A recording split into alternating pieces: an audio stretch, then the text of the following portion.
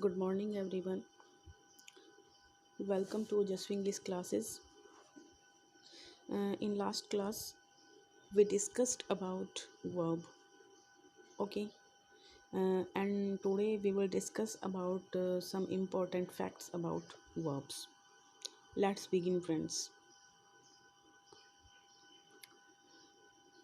First rule is here. Some transitive verb like give, ask, offer, promise, tell, etc.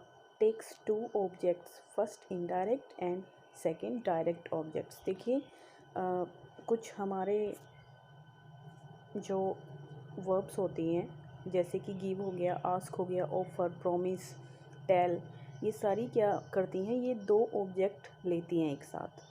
First पहले direct indirect object use होता है और उसके बाद direct object use होता है। जैसे कि सेंटेंस के थ्रू मैं आपको समझा देती हूँ। देखिए she gave me an apple, ठीक है। She gave me an apple, यहाँ पर we have two object here, me first and second an apple. Me is a indirect object and apple is direct. An apple is direct object. As like the teacher told us a story, us is indirect object and a story is direct object. तो I hope कि आप समझ गए होंगे। देखिए कुछ यहाँ पर नोट भी है एक हमारे पास। We can write direct object first to use to और फॉर, ठीक है। यदि हम प्रीपोजिशन टू और फॉर का यूज़ करते हैं तो यहाँ पर क्या होगा, हम वैसे नॉर्मली तो हम इनडायरेक्ट को पहले यूज़ करते हैं और डायरेक्ट ऑब्जेक्ट को बाद में यूज़ करते हैं, लेकिन अगर हम टू और फोर प्रीपोजिशन का यूज़ कर रहे हैं तो हम उसके बाद हम इनडायरेक्ट को बाद में भी यूज़ कर सकते हैं और डायरेक्ट को पहले यूज कर सकते हैं। जैसे कि she gave an apple to me. देखिए यहाँ पर मी पहले था, एन एप्पल बाद में था, लेकिन यहाँ पर क्या गया, एन एप्पल पहले आ गया और टू मी बाद में आ गया, ठीक है। As it is, the teacher told a story to us. In last sentence में क्या था, the teacher told us a story, लेकिन इसमें क्या है, the teacher told a story to us. Okay. Next, second rule क्या है, some verbs can be used in both form, transitive and intransitive. देखिए कुछ वर्ब्स ऐसी भी होती हैं जो दोनों ही तरीके से यहाँ पर यूज़ हो सकती हैं। ट्रांजिटिव देखिए क्या होता है, ट्रांजिटिव होता है सकर्मक और इंट्रांजिटिव होता है अकर्मक। हिंदी में इसको बोलते हैं, मतलब ऑब्जेक्ट वाली जो फॉर्म होगी वो ट्रांजिटिव वर्ब कहलाती है जिसके साथ ऑब्जेक्ट होता है, और जिसके पास ऑब्जेक्ट नहीं होता है वो इंट्रांजिटिव कहलाती है। कैसे, I walk my horse, I walk my horse every day. This is transitive because it has an object. After walk we can see my horse is an object, that we can say it is an transitive verb. Second sentence, the horse walks. This is an intransitive object because there is no object after verb. The horse here is a noun and subject, and walks is a verb. There is not any object here after walks. Okay. Next, the driver stops the train. As it is, the driver stops the train. Here is an object, the train is an object after stop verbs. The train stopped suddenly. Here is not an object after stopped. Only verb and suddenly is a adverb. Okay. I hope you can understand it very clearly. Note, verbs come, go, fall, die, sleep, lie, etc. be used as intransitive verb. देखिए कुछ verbs ऐसी भी होती हैं जैसे कि come, go, fall, die, sleep, lie, ये सारी क्या होती हैं, ये यूज की जा सकती हैं intransitive verbs के रूप में, मतलब अकर्मक क्रिया के रूप में, ठीक है। इनके बाद ज़रूरी नहीं है कि कोई यहाँ पर ऑब्जेक्ट हमको देखने को मिले, ठीक है। नेक्स्ट चलते हैं। When an intransitive verb used with a preposition it become transitive verb as।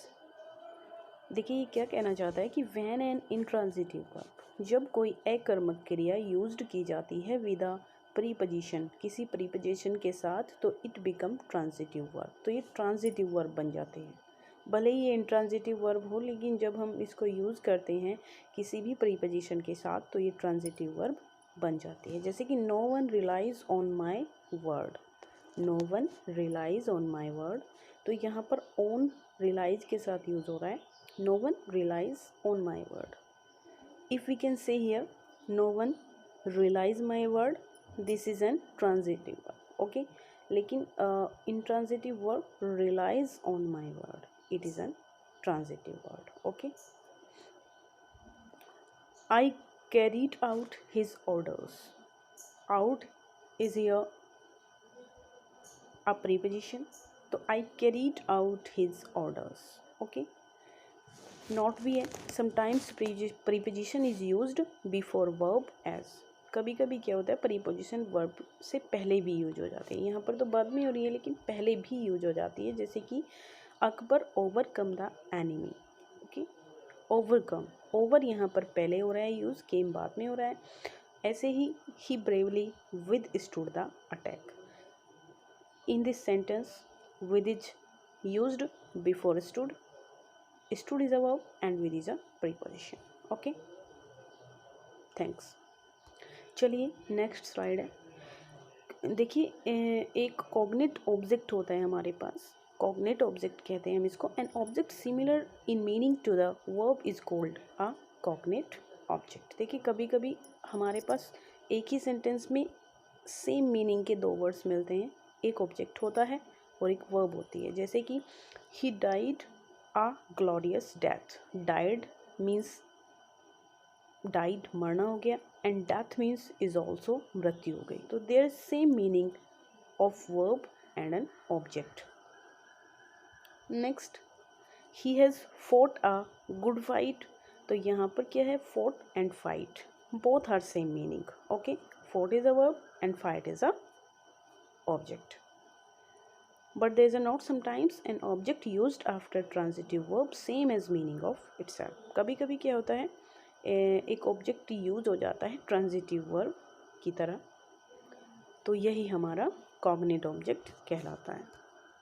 Next rule, when a noun modify a verb, adjective and adverb and denotes time, place, distance, weight, value, etc., then it is called adverbial object or adverbial accusative। Friends कभी कभी क्या होता है, when a noun, जब कोई भी noun sentence के अंदर मॉडिफाई करता है, किसको, वर्ब को मॉडिफाई कर रहा है, या फिर एडजेक्टिव को मॉडिफाई कर रहा है, या फिर एडवर्ब को मॉडिफाई कर रहा है, और डिनोट करता है, बताता है, क्या बताता है वहाँ पर, टाइम बताता है, प्लेस बताता है, और डिस्टेंस, वेट भी बता सकता है, वैल्यू भी बता सकता है, तो then it is called adverbial object और एडवर्बियल एक्यूजेटिव। तो वो क्या कहलाता है, एडवर्बियल ऑब्जेक्ट हम उसको कहेंगे यहाँ पर, और एडवर्बियल और एक्यूजेटिव भी कह सकते हैं। Sentence, he held the post for 5 years। देखिए ही हेल्ड, यहाँ पर हेल्ड हमारी वर्ब है, तो ही को हम यहाँ पर क्या कह सकते हैं, एडवर्बियल ऑब्जेक्ट। जैसे कि द पोस्ट फॉर 5 years, यहाँ पर पोस्ट बताई जा रही है, मतलब वैल्यू बताई जा रही है किसी चीज़ की, या प्लेस बताया जा रहा है, ठीक है। ऐसे ही दूसरे सेंटेंस में क्या है, the mobile set cost 2000 rupees, यहाँ पर कॉस्ट वैल्यू है मोबाइल की 2000 रुपीज़, तो हम 2000 रुपीज़ को हम क्या कहेंगे, इसको हम एडवर्बियल एक्यूजेटिव या एडवर्बियल ऑब्जेक्ट कह सकते हैं। ऐसे ही she swam a mile is here a distance, तो we can say here a mile is a adverbial object और adverbial accusative. Friends I hope आप अच्छे से समझ गए होंगे। अगर आपको अच्छा लगती है मेरी क्लास तो प्लीज़ चैनल को सब्सक्राइब कीजिए और लाइक कीजिए मेरी वीडियोज़ को, ज़्यादा से ज़्यादा शेयर कीजिए।